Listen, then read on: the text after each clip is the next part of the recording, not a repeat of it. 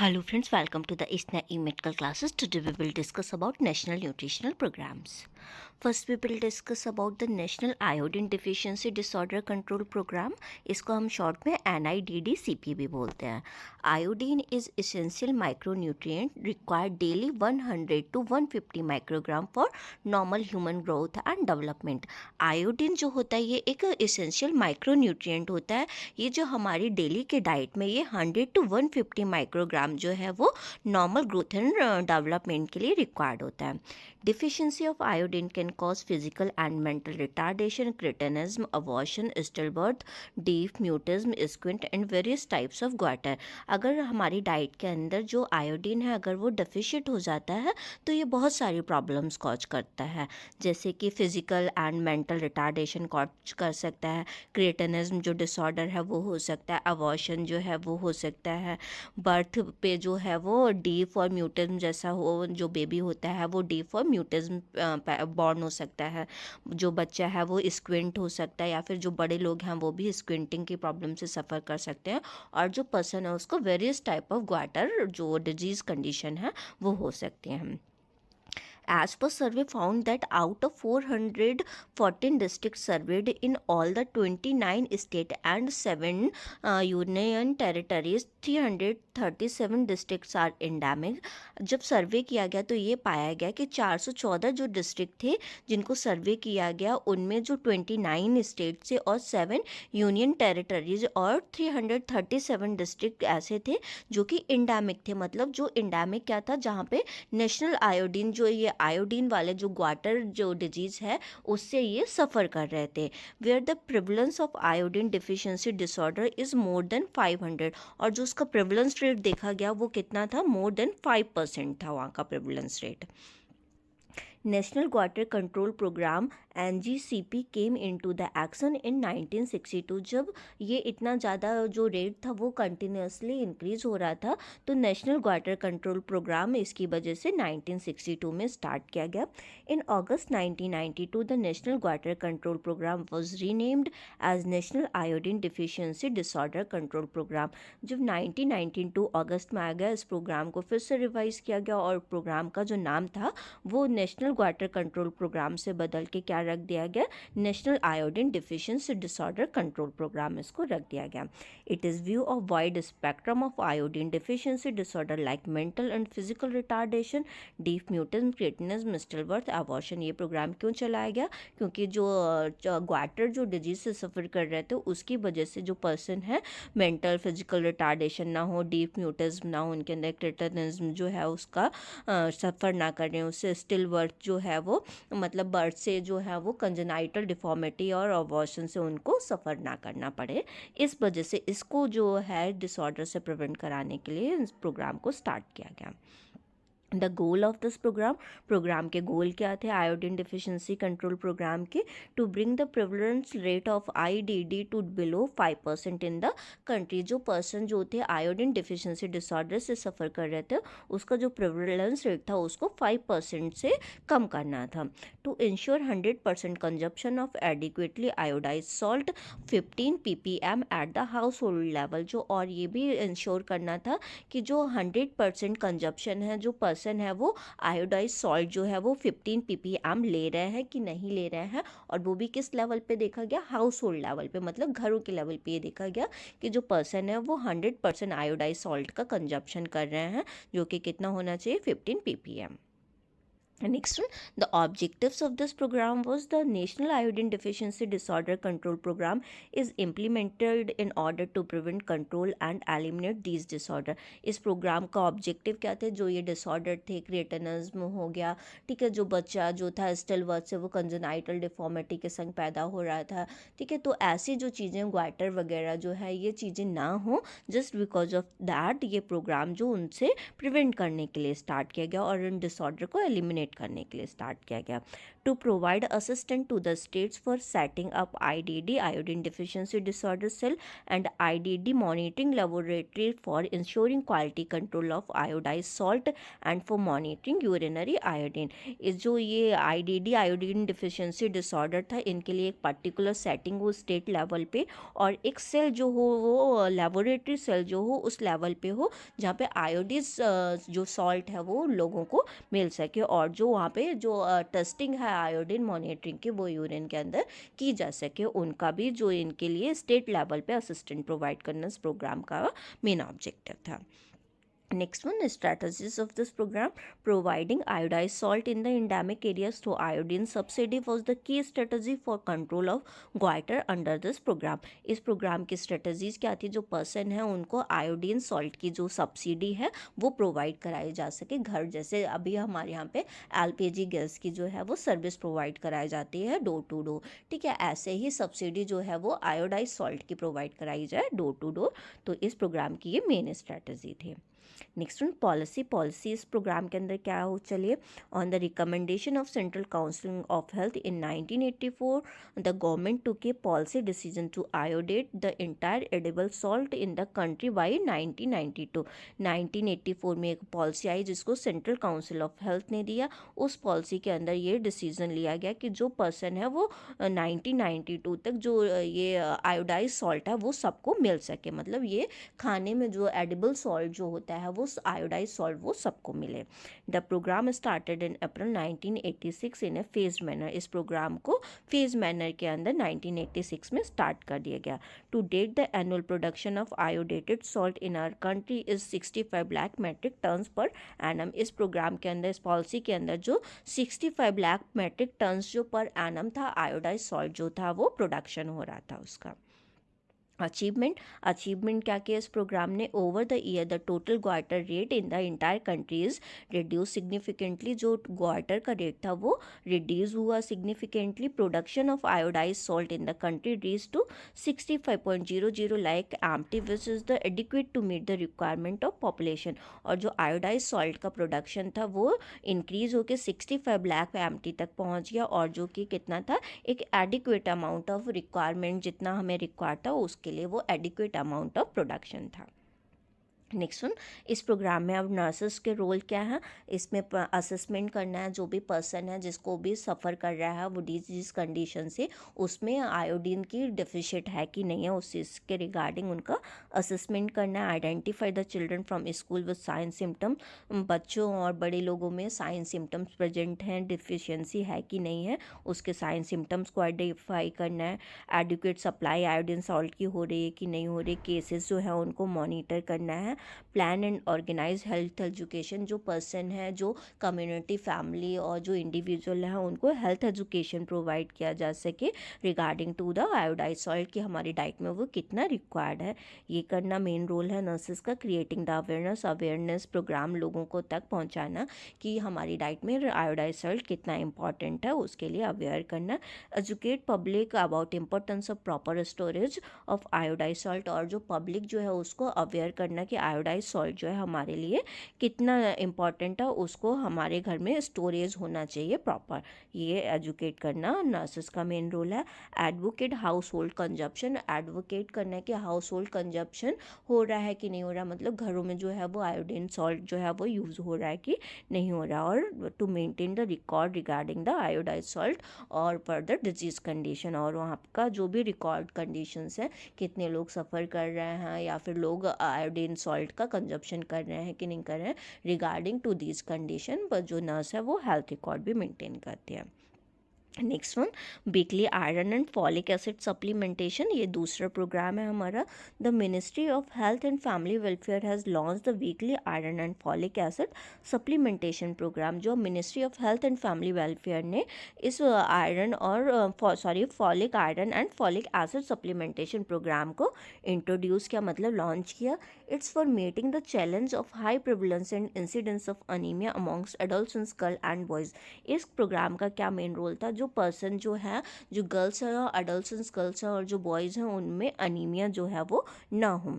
It achieve evidence-based programmatic response to the prevailing anemia situation amongst adolescents, girls and boys through supervise the weekly ingestion of IFS supplementation and biannual helminthic control. इस programme का main जो M था वो क्या था कि जो adults girls जो है और बॉयज़ जो है उनको सुपरवाइज किया जा सके कि वो आयरन और फॉलिक एसिड ले रहे हैं कि नहीं ले रहे हैं, और उनका बाई एनुअल जो है वो हेलमेंथिक कंट्रोल मतलब जो पेट में डिजीज़ हो जाती है जिसमें कीड़े बन जाते हैं उसका जो है वो चेक किया जा सके थी कि उनके अंदर कोई हेलमेंथिस तो नहीं है पेट के।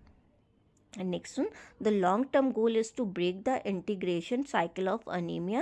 The short-term benefits is the nutritionally improved human capital. जो long-term goal था इस प्रोग्राम का वो क्या था, जो साइकिल थी अनीमिया की उसको ब्रेक करना था, और जो इसका शॉर्ट टर्म गोल जो था वो सबको न्यूट्रिशनल, ये अनीमिया जो है ये किसी के अंदर ना रहे, सब लोग इतना अच्छी तरीके से न्यूट्रिशन ले और आयरन और फॉलिक एसिड का सप्लीमेंटेशन प्रॉपर हो कि उसका जो शॉर्ट टाइम डेफिशिएंसी चल रही है वो ख़त्म हो जाए लोगों में। The programme implemented across the country both in rural and urban areas. जिस प्रोग्राम को rural and urban areas both में इंट्रोड्यूस किया गया। Next one, the objectives of this programme. ये ऑब्जेक्टिव्स क्या थे इस प्रोग्राम के, to reduce the prevalence and severity of anaemia in adolescence population that is of the 10 to 19 years of age. जो बच्चे जो थे, गर्ल्स जो थी और जो बॉयज़ थे 10 to 19 ईयर्स के, उनमें एडोलसेंस जो हैं उनमें अनीमिया जो है वो उनका प्रिवलेंस रेट और सीवियरिटी रेट है वो रिड्यूस हो जाए, ये प्रोग्राम का मेन ऑब्जेक्टिव था। Next one, target group for this programme. इस प्रोग्राम के लिए टारगेट ग्रुप क्या रखा गया, school going adolescents, girls and boys in 6th to 12th class enrolled in government aided and municipal schools। जो school going children's जो थे, girls और बॉयज़ जो 6 से 12th क्लास तक के बच्चे जो रजिस्टर्ड थे, इनरोल्ड थे, गवर्नमेंट में थे, गवर्नमेंट एडेड स्कूल में थे, म्यूनसिपल स्कूल्स में थे, उन सबको इनरोल करना। और out of school adolescence girls, और जो स्कूल के बाहर जो गर्ल्स निकल गए हैं उनको भी इस प्रोग्राम का बेनिफिट जो है वो मिल सके, ये प्रोग्राम का मेन वो टारगेट ग्रुप था।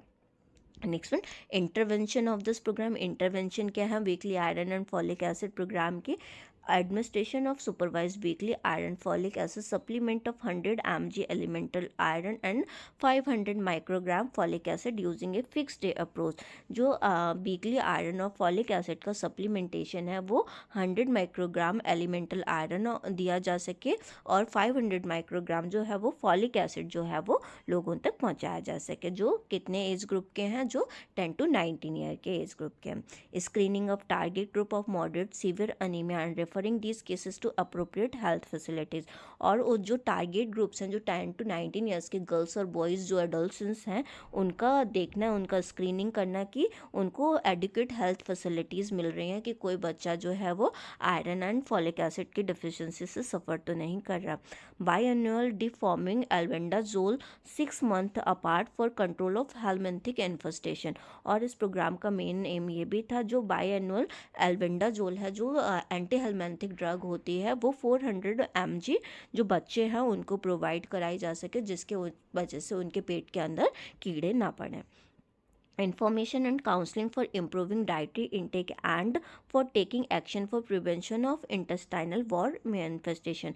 इस प्रोग्राम में जो भी जिन बच्चों को इंटेस्टाइनल वॉर्म इन्फेस्टेशन हो रखा था, मतलब पेट में कीड़े हो रखे थे, उनको information regarding to that disease और उनको उसके रिगार्डिंग काउंसलिंग भी प्रोवाइड करना, और जो भी डाइटरी इंटेक है इस प्रोग्राम में मेन इंटरवेंशन किए गए कि उसके रिगार्डिंग जो पेट में कीड़े हैं कि वो कैसे नहीं पड़ेंगे, मिट्टी नहीं खाना है या फिर कुछ बहुत ज़्यादा हमें ऐसी चीज़ें नहीं लेना है जिससे पेट में कीड़े पड़े, जैसे जो वेजिटेबल्स वगैरह हैं, रॉ वेजिटेबल्स हैं, वो हमें डायरेक्ट इनटेक नहीं करनी है। तो ऐसी जो हेल्थ एजुकेशन थी और उसके रिगार्डिंग जो इन्फॉर्मेशन थी इस प्रोग्राम में दी गई।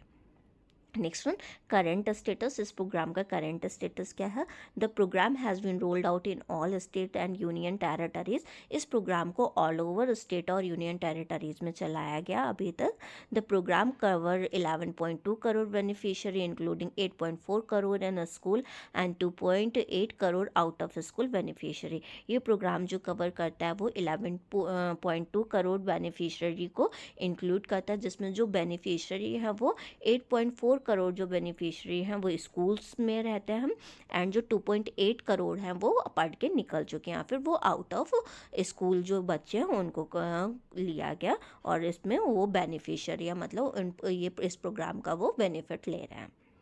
Next one, role of nurse. Role of nurse क्या था इस प्रोग्राम में? असेसमेंट करना regarding to the disease condition की पेट में उनके कीड़े नहीं है, उनको कोई साइन सिम्टम्स तो नहीं है, और उनको वीकली आयरन और फॉलिक एसिड की टैबलेट जो मिलना चाहिए वो मिल रही है कि नहीं मिल रही है। Identify the children from school with science and symptom. बच्चों को जो 6 to 12 क्लास के बच्चे थे और जो 10 to 19 ईयर्स के बच्चे थे उनको पूरा आइडेंटिफाई करना कि उनके अंदर कोई साइन सिम्टम्स तो प्रेजेंट नहीं है, एडिक्वेट सप्लाई हो रही है आयरन और फॉलिक एसिड और एल्बेंडाजोल टैबलेट की कि नहीं हो रही, ये भी आइडेंटिफाई करना था। केसेस को मॉनिटरिंग करना मेन का नर्स रोल होता है, and plan and organise health education, और उसके रिगार्डिंग जो iron and folic acid tablet कैसे लेनी है और इसके क्या बेनिफिट हैं, एल्बेंडाजोल जो टैबलेट है उसके क्या बेनिफिट्स हैं, इसको हेल्थ एजुकेशन इसके रिगार्डिंग प्रोवाइड कराना भी मेन एम था। और प्रोग्राम के लिए अवेयरनेस प्रोवाइड कराना भी मेन एम था। Educate public regarding healthy diet and nutrition, और पब्लिक को इसके रिगार्डिंग डाइट और न्यूट्रिशन उनको अच्छी तरीके से मिल सके ये भी प्रोवाइड कराना मेन एम था प्रोग्राम का। और इसमें जो नर्सेज थी उनका मेन रोल था प्रोग्राम के regarding. Advocate house hold consumption, जो हाउस होल्ड कंजप्शन इसमें पूरा हो रहा है कि जो बच्चे आ रहे हैं 6 to 12 क्लास में वो प्रॉपर तरीके से ले रहे हैं, ड्रग्स की नहीं ले रहे हैं, और अगर उनके पेट में कीड़े हो रहे हैं तो वो ड्रग्स ले रहे हैं कि नहीं ले रहे हैं। मेंटेन एक्यूरेट रिकॉर्ड, और इस डिजीज़ कंडीशन के रिगार्डिंग और इसके बेनिफिशरीज के रिगार्डिंग पूरा रिकॉर्ड मेंटेन करना भी नर्सेस का रोल होता है।